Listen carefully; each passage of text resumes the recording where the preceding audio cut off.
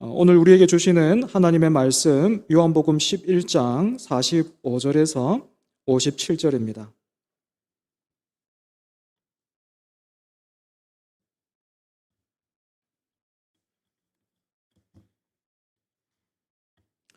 요한복음 11장 45절에서 57절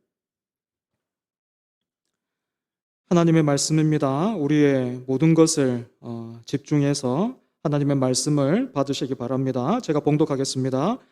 마리아에게 와서 예수께서 하신 일을 본 많은 유대인이 그를 믿었으나 그 중에 어떤 자는 바리새인들에게 가서 예수께서 하신 일을 알리니라.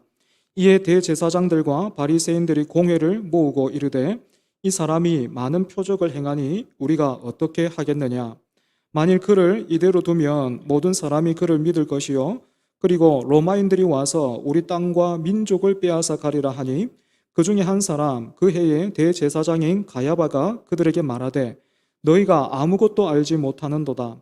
한 사람이 백성을 위하여 죽어서 온 민족이 망하지 않게 되는 것이 너희에게 유익한 줄을 생각하지 아니하는도다 하였으니 이 말은 스스로 함이 아니요 그 해에 대제사장이므로 예수께서 그 민족을 위하시고 또 그 민족만 위할 뿐 아니라 흩어진 하나님의 자녀를 모아 하나가 되게 하기 위하여 죽으실 것을 미리 말함이러라. 이날부터는 그들이 예수를 죽이려고 모이하니라. 그러므로 예수께서 다시 유대인 가운데 드러나게 다니지 아니하시고 거기를 떠나 빈들 가까운 곳인 에브라임이라는 동네에 가서 제자들과 함께 거기 머무르시니라. 유대인의 유월절이 가까움에 많은 사람이 자기를 성결하게 하기 위하여 유월절 전에 시골에서 예루살렘으로 올라갔더니 그들이 예수를 찾으며 성전에 서서 서로 말하되 너희 생각에는 어떠하냐? 그가 명절에 오지 아니하겠느냐 하니 이는 대제사장들과 바리새인들이 누구든지 예수 있는 곳을 알거든 신고하여 잡게 하라 명령하였음이로라. 아멘. 임마누엘 찬양대 찬양하겠습니다.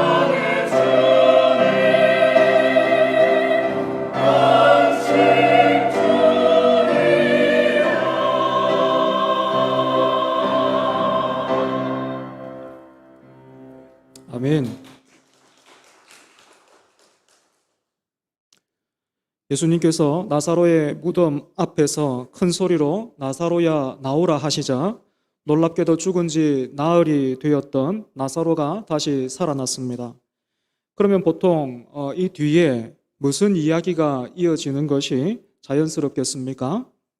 다시 살아난 나사로의 감동적인 어떤 간증이나 오라비를 다시 만난 마르다와 마리아의 그 눈물의 상봉의 그런 현장이라든지 그러면서 막 이 남매들이 예수님께 감사를 드리는 그런 모습이나 또 예수님께서 의미 있는 가르침을 주시는 모습을 생각하는 것이 일반적일 겁니다.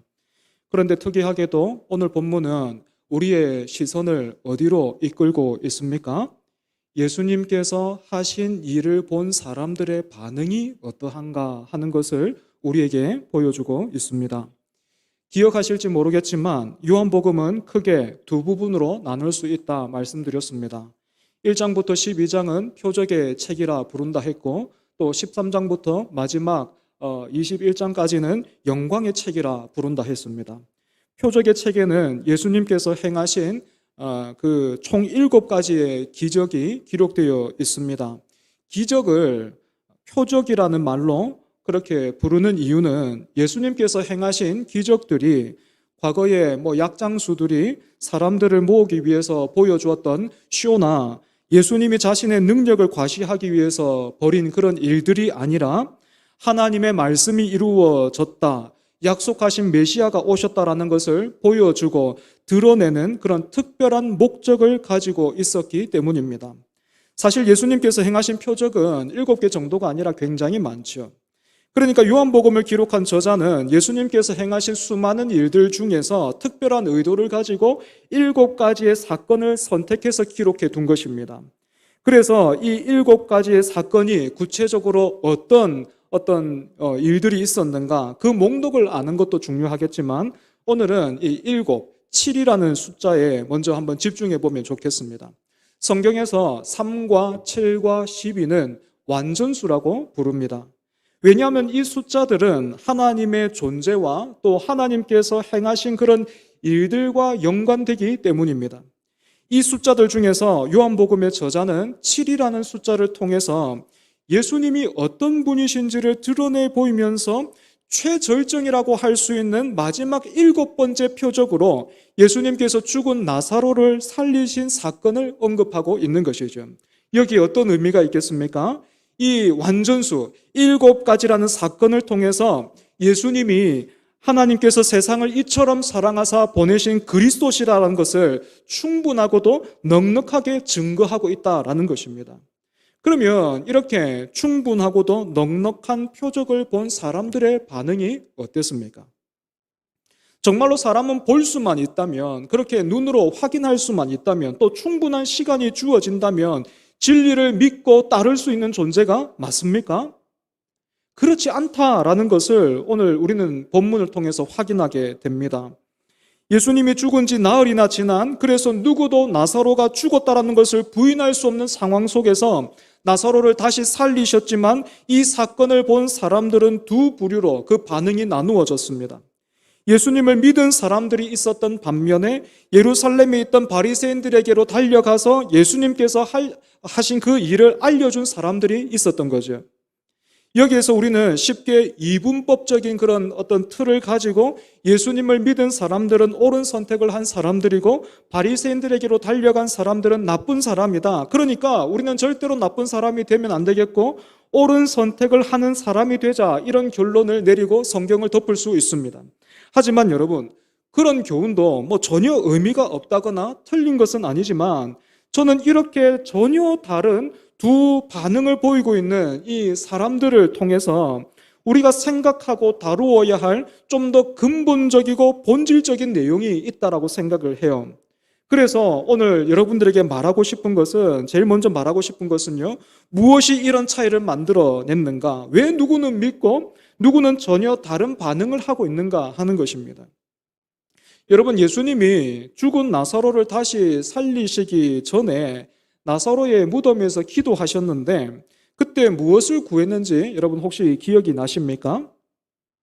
예수님은 나사로를 다시 살려달라고 구하신 것이 아니라 둘러선 사람들을 위해서 그리고 그들에게 믿음을 달라고 기도하셨습니다. 이런 예수님의 강구는 나사로의 무덤 앞에서만 우리가 확인할 수 있는 것이 아니라 예수님이 나사로가 병이 들었다라는 소식을 들으셨을 때부터 이 병은 죽을 병이 아니라 하나님의 영광을 위한 것이라 말씀하셨고, 또 이 일을 통해서 제자들이 예수님을 이전과는 다르게 믿게 될 것이기 때문에 예수님은 기뻐하셨습니다. 그렇기 때문에 여러분, 죽은 나사로가 다시 살아난 일을 통해서 예수님을 믿게 된 사람들은 그들이 다른 사람들보다는 착했고 또 그들이 준비가 되어 있었다거나 뭔가 다른 사람들보다는 나은 것이 있었기 때문에 그런 것이 아니라 하나님께서 예수님의 기도에 응답하신 결과입니다. 그래서 성경에서 말하는 믿음은 내가 믿기로 선택하고 결정하는 것이 아니라 예수님의 기도의 응답으로 하나님이 우리에게 주시는 것이에요. 그래서 믿음은 은혜로 받는 선물인 것입니다. 이것은 오늘 우리에게 있는 믿음에도 그대로 적용이 됩니다.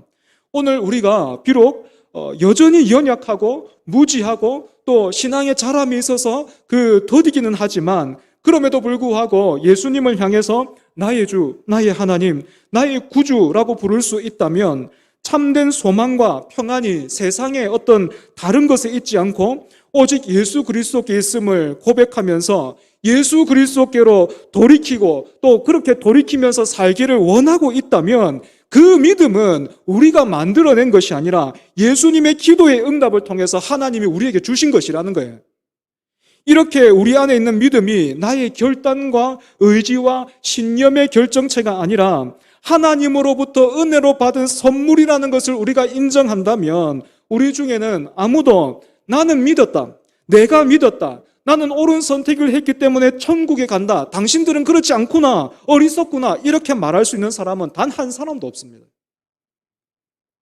우리를 구원으로 인도하시며 또한 하나님을 기쁘시게 하는 믿음은 오직 은혜로 받아서 누리는 선물이기 때문에 그렇지요. 그래서 이 복된 주일에 가장 먼저는 우리를 위해서 지금도 강구하고 계시는 주님과 그 강구에 응답하셔서 우리에게 믿음을 주시고 또 우리를 가까이 오라 부르시며 우리의 예배를 받으시는 그 하나님으로 인하여 감사와 찬송을 올려드리는 저와 여러분 되기를 바랍니다.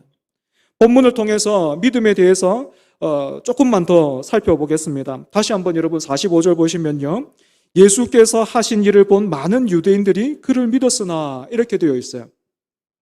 여기에서 우리는 우리의 믿음의 내용이 무엇인지를 확인할 수 있습니다. 저와 여러분의 믿음의 내용은 내가 살아보니까 그렇더라, 그것이 아니라 예수님께서 하신 일이 되어야 합니다. 그래서 여러분, 우리가 종종 다른 사람들을 향해서 저 사람이 참 믿음이 깊구나, 또 믿음이 강하다 이런 말들을 사용할 때가 있는데, 믿음의 내용이 이처럼 예수님께서 행하신 그 일과 그 말씀이다라는 것을 우리가 기억한다면 믿음이 그렇게 강하고 믿음이 깊은 사람은 어떤 사람이겠습니까? 살아본 그 경험이 누구보다도 풍성한 사람이에요? 그 누구보다도 예수님을 닮은 사람이 되겠죠. 그죠? 하지만 이렇게 예수님을 닮아가는 성숙함이 없이 습관적으로 종교적인 행위만을 반복하는 사람이 있다면 그런 사람은 또 어떻게 되겠습니까? 제 경험상요, 그런 사람은요, 그런 분들은요, 제 안에서도, 제가 신앙생활을 하면서도 제 안에서도 확인한 바가 있지만 고집스러워지고요, 또 자기 기준으로 주변 사람들이 이렇게 나눠요. 저 사람은 인정할 만하다, 저 사람은 아닌데, 뭐 이렇게 하면서 사람들을 막 나누더라고요. 바리새인들이 여러분 여기에 딱 맞는 표본이라고 할 수 있겠죠. 여러분, 또 하나 우리가 놓치지 말아야 할 것은 예수님이 죽은 나사로를 다시 살리신 일을 보고 예수님을 믿은 사람들이 있었지만 이 믿음이 결코 완전하거나 또 온전하지도 않았다라는 거예요. 말하자면 여기에서 예수님을 믿었다라는 것은 예수님이 정말로 하나님의 아들이시요 약속하신 메시아이시다, 그래서 예수님을 통해서 하나님께서 하시고자 하시는 일이 무엇인지를 다 깨달았다, 내가 그것을 알고 믿는다, 붙든다 하는 것이 아니라 정말로 예수님이 대단하구나, 나면서부터 눈먼 청년의 눈을 고치더니 야 이제는 죽은 사람도 다시 살리네. 야 저 예수는 저 바리새인들이 말하는 것처럼 신성모독을 범한 죄인이 아니라 하나님과 뭔가 특별한 관계 있는 그런 사람인 것이 분명하구나 이렇게 인정했다라는 거예요. 그래서 비유하자면 지금 이 사람들의 믿음은 여지까지는 혼수 상태에 있었는데 그렇게 의식이 없었는데 그 의식이 없던 환자에게 지금 강한 전기 충격 같은 다시 살리기 위해서 우리가 막 이 전기를 갖다 대지 않습니까? 그죠? 그렇게 되면 갑자기 그 맥박에 탁 뛰는 것처럼 그렇게 의식이 돌아온 정도라고 말할 수 있겠죠.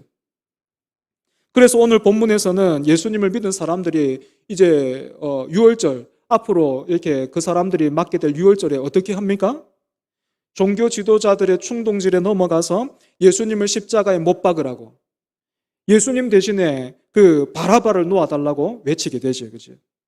여러분 여기까지가 죽은 나사로를 다시 살리신 예수님을 보고 믿은 사람들에 대한 그런 이야기라면 이제는 오늘 본문의 핵심이라고 할 수 있는데 그 외의 사람들의 반응을 한번 살펴보도록 하겠습니다. 예수님께서 죽은 나사로를 다시 살리셨다는 소식을 들은 대제사장들과 바리새인들은 공회를 소집했어요. 이 공회에서 다룬 안건이 무엇입니까? 47절에 이렇게 나와 있지요. 이 사람이 누굽니까? 예수가 라는 말이에요. 이 사람이 많은 표적을 행하니 우리가 어떻게 하겠느냐? 이 당시 대제사장 직분은 주로 사두개인들이 맡았습니다. 사두개인들은 모세오경만을 정경으로 인정하면서 모세오경에는 육체의 부활이 안 나오니까 육체의 부활을 부정하던 부활이 없다라고 생각하던 사람들이었어요. 그런데 지금 베다니에서 어떤 일이 일어났습니까? 예수가 죽은 지 나흘이나 지난 나사로를 다시 살려버렸어요. 그것도 뭐 잠시 의식이 돌아왔다가 다시 죽은 것도 아니고 나사로가 무덤에서 걸어 나와버렸어요. 지금도 살아있단 말입니다. 이제 곧 유월절이 다가오는데 이 소식이 유월절을 지키기 위해서 예루살렘으로 모여드는 그 사람들에게 퍼져버리면 어떻게 되겠습니까? 사두개인들이 굉장히 큰 타격을 받을 수밖에 없게 되겠죠. 발등에 불이 떨어진 거예요. 그리고 바리새인들은요, 이 당시 주로 서기관으로 일하던 사람들이었는데 이 사람들은 예수님께서 행하시는 일들마다 지금으로 말하면 악플을 달던 사람들이죠. 예수님이 귀신을 쫓아내셨습니다. 그런데 그 예수님께서 행하신 일을 보고 바리새인들이 뭐라고 얘기했습니까? 큰 귀신인 바알세붑의 힘을 빌어서 저 예수가 저런 일들을 한다라고 악플을 달았죠. 그리고 예수님께서 나면서부터 앞을 보지 못했던 그 청년의 눈을 고쳐주셨을 때에도 이 사람들은 예수님을 신성모독을 범한 죄인이라고 몰아붙이면서 죄인은 결코 이런 일은 할 수 없다라고 주장하고 그 일이 거짓이라고 막 덮으려고 했어요.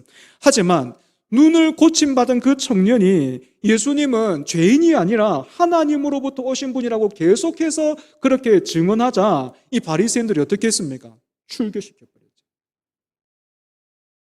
그런데 예수님이 이번에는요, 이 눈을 뜬 청년의 눈을 고친 그 일이 아니라 많은 사람들 앞에서 죽은 나사로를 다시 살려버렸습니다. 여러분, 맹인이 눈을 뜨고 죽은 사람이 다시 살아나는 이런 일은요, 메시아가 오실 때에 이루어지는 일들이라는 것을 대제사장들과 바리새인들은 성경을 통해서 누구보다도 잘 알고 있었어요. 그렇기 때문에 지금 이 사람들이 예수님을 두고 어떻게 해야 되지라고 지금 고민하고 있는데 이 문제에는 의외로 쉽게 어떤 답을 내릴 수가 있는 거죠. 어떻게 하면 되겠습니까? 회개하고 예수님을 믿는 거죠. 이게 아니라면 적어도 예수님에 대해서 우리가 다시 한번 생각해 볼 필요가 있겠다 하면서 결론을 내리는 것이 마땅하고 합리적일 거예요. 하지만 이 사람들은 그렇게 하질 않습니다. 못한 게 아니고 하지 않아요. 여러분, 이 사람들도 예수님께서 행하신 일들을 그저 우연이나 기적이라고 부르지 않고 표적이라고 불렀습니다. 예수님께서 행하시는 일들이 무엇을 의미하는지 알았다라는 거예요. 하지만 회개하고 예수님을 믿지는 않았습니다. 그 이유가 무엇입니까? 48절에 이렇게 나와 있어요.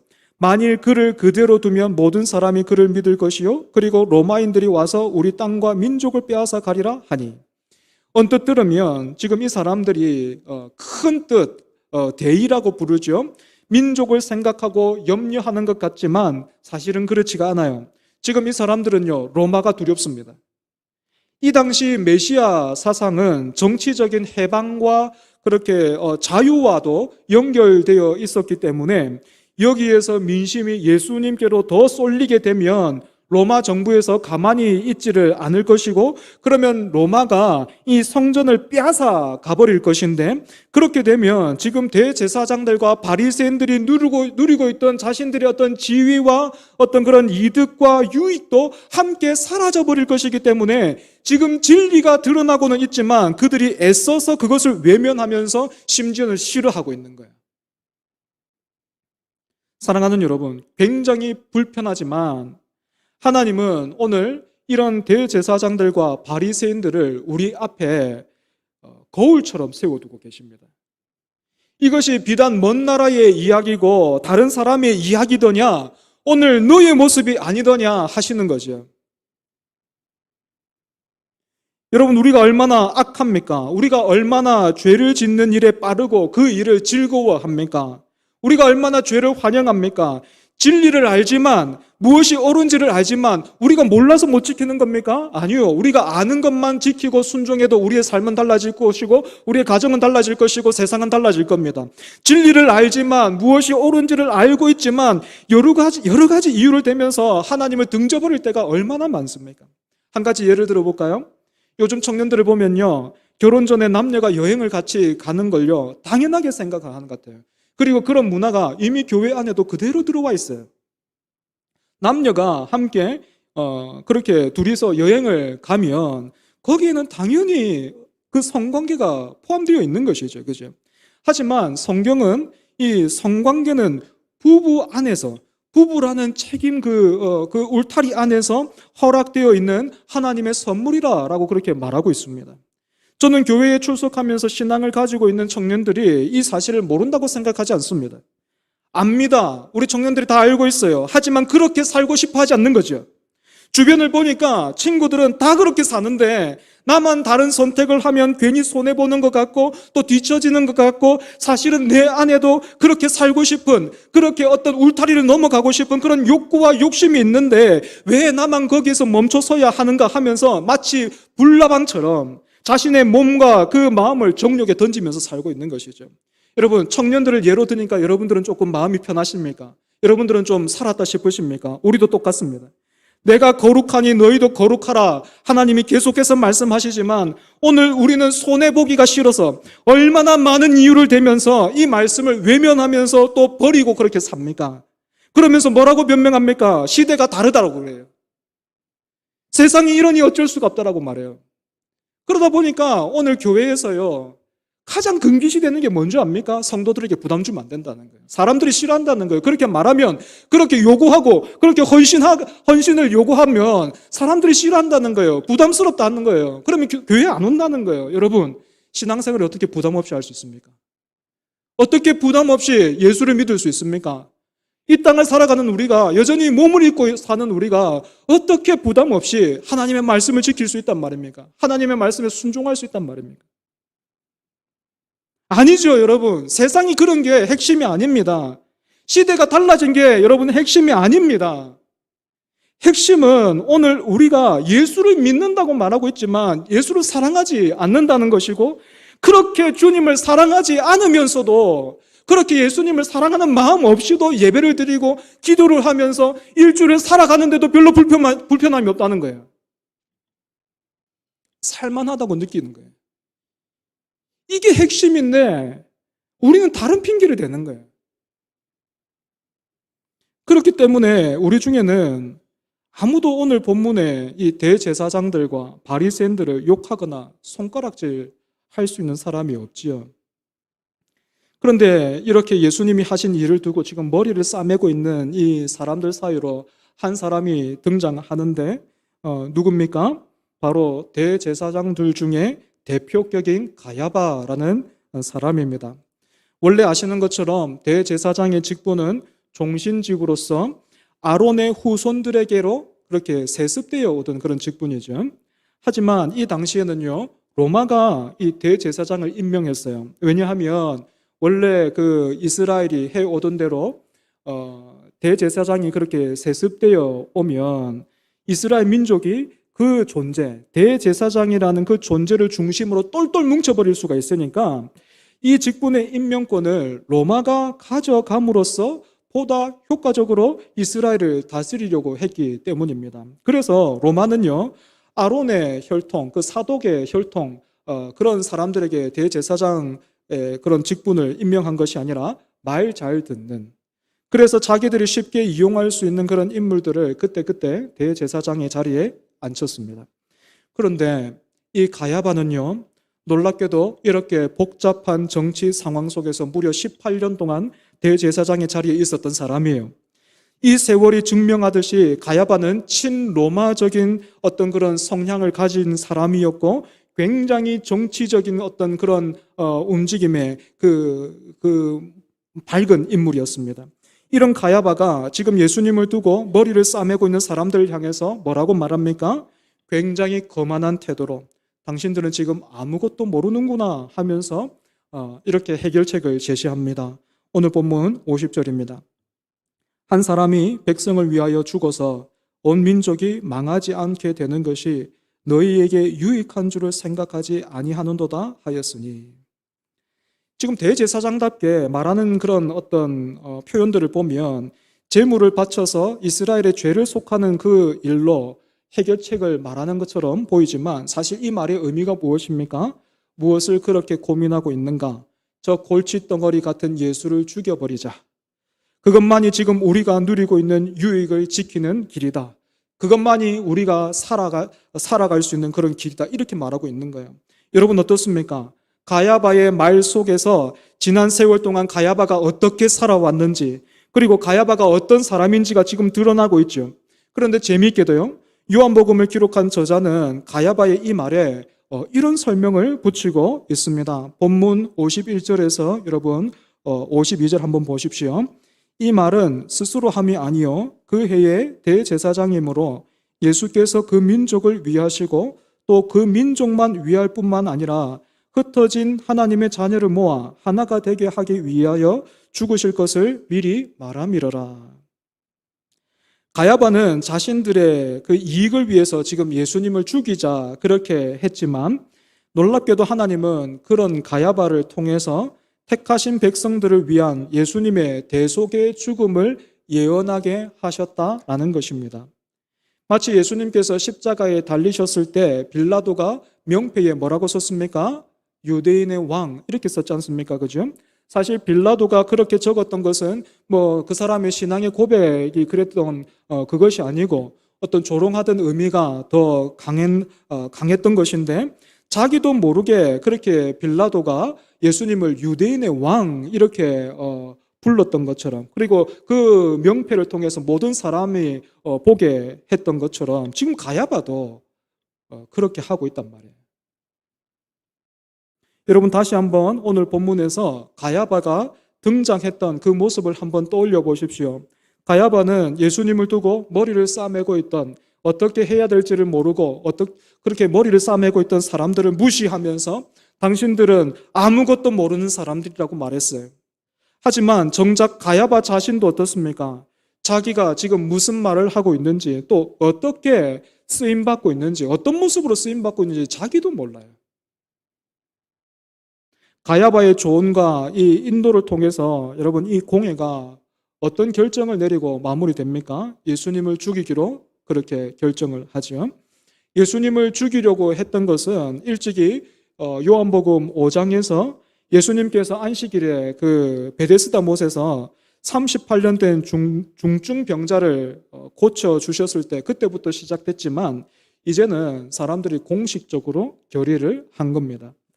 하지만 이렇게 권력을 가진 사람들이 일을 결정하기는 했는데 이 일을 이 사람들이 이루지를 못해요. 왜냐하면 예수님이 나사로를 다시 살리신 그 베다니에서 떠나셔서 제자들과 함께 에브라임이라는 곳으로 가셨기 때문에 그렇습니다.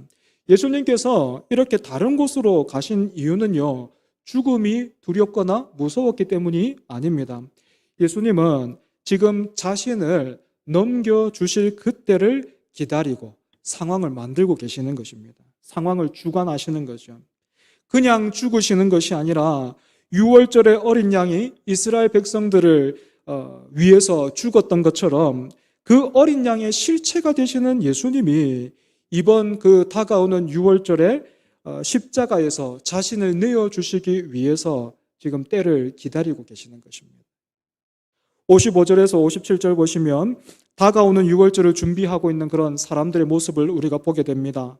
이 사람들은 6월절을 잘 지키기 위해서 정해진 규례대로 자신을 성결하게 하는 일을 하기는 했지만 주된 관심사는 예수님에게 가 있었어요. 그래서 3, 3, 5 모일 때마다 지금 우리 지도자들이 예수를 죽이기로 결정을 내렸는데 그래서 누구든지 예수를 보면 신고하라고 하던데 이번 6월절에 예수가 올까? 안 올까? 아마 틀림없이 오겠지? 그러면 언제, 어떻게, 누구에게 잡힐까? 뭐 이런 말들을 주고받았습니다. 그러니까 지금 6월절을 지키기 위해서 예루살렘으로 모이고 있는 이 사람들은 예수님에게 그저 호기심 정도 가지고 있는 것이죠. 그죠? 사랑하는 여러분, 오늘 우리는 예수님께서 죽은 나사로를 살리신 일을 본 사람들의 반응을 함께 살폈습니다. 먼저는 예수님을 믿은 사람들이 있었지요. 하지만 이 사람들의 믿음도 어땠습니까? 하나님께서 예수님을 통해서 이루고자 하시는 그런 구원과 그 은혜를 깨닫고 그렇게 믿은 것이 아니라 그저 이야, 예수 대단한데 정말로 능력이 있구나, 하나님과 특별한 관계에 있는 사람이구나 하는 것을 인정하는 정도에 불과했습니다. 또 어떤 사람들이 있었습니까? 곧장 바리새인들에게로 달려가서 예수님께서 하신 일을 일러 바친 사람도 있었고, 예수님이 그리스도로서 표적을 행하셨다라는 것을 알고는 있었지만 지금 자신들이 누리고 있는 그 유익과 그 어떤 명예, 그 이익을 위해서 진리를 부인하고 그렇게 싫어했던 대제사장들과 바리새인들, 또 대제사장의 대표로서 우리가 다시 말씀을 통해서 예수가 행한 일들을 짚어보자 하는 것이 아니라 자신이 그렇게 살아왔던 대로, 자신이 그렇게 대제사장의 자리를 지켜왔던 대로 정치적인 결정을 내려버렸던 가야바가 있습니다.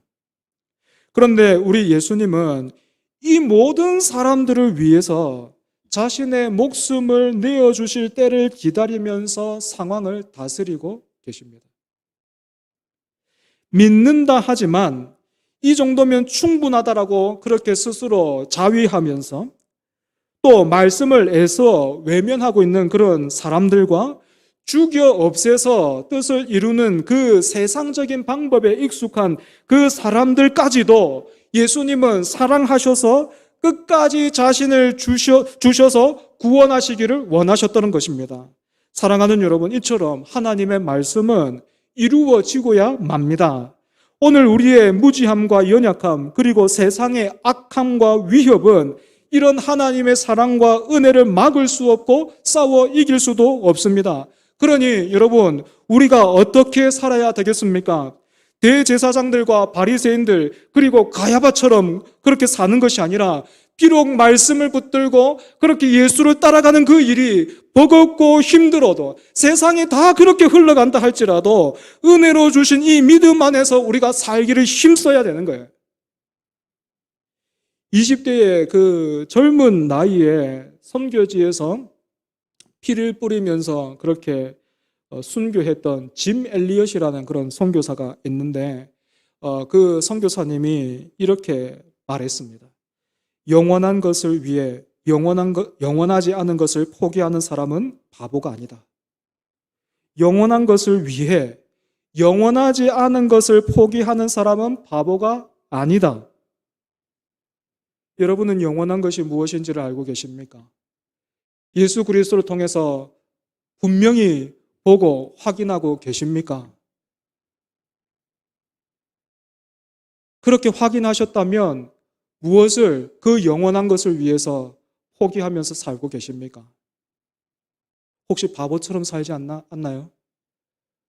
오늘 본문에 나온 그 사람들처럼 바보처럼 살지 않습니까? 예수 그리스도를 통해서 영원한 영광과 복을 주셨으니 그 복을 따라 또 그 복을 붙들고 살아가기를 힘쓰는 저와 여러분 되기를 바랍니다. 기도하겠습니다. 하나님, 우리가 바라고 기대하는 사랑과 은혜가 얼마나 얕은지 오늘 말씀을 통해서 확인합니다.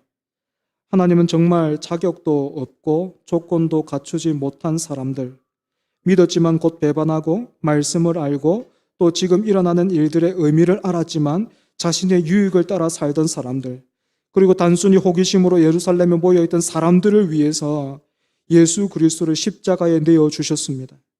우리가 이 은혜와 사랑에 붙들려 죽은 지 나흘이 지난 나사로가 다시 살아났던 것처럼 하나님의 자녀요 백성이 되었습니다. 그러니 영원하고 참된 것을 따라 살아가게 하여 주옵소서. 나를 위해서 예수를 죽이는 삶을 그치고 나를 부인하고 내 십자가를 지고 예수님을 따르게 하여 주옵소서. 예수님 이름으로 기도합니다. 아멘.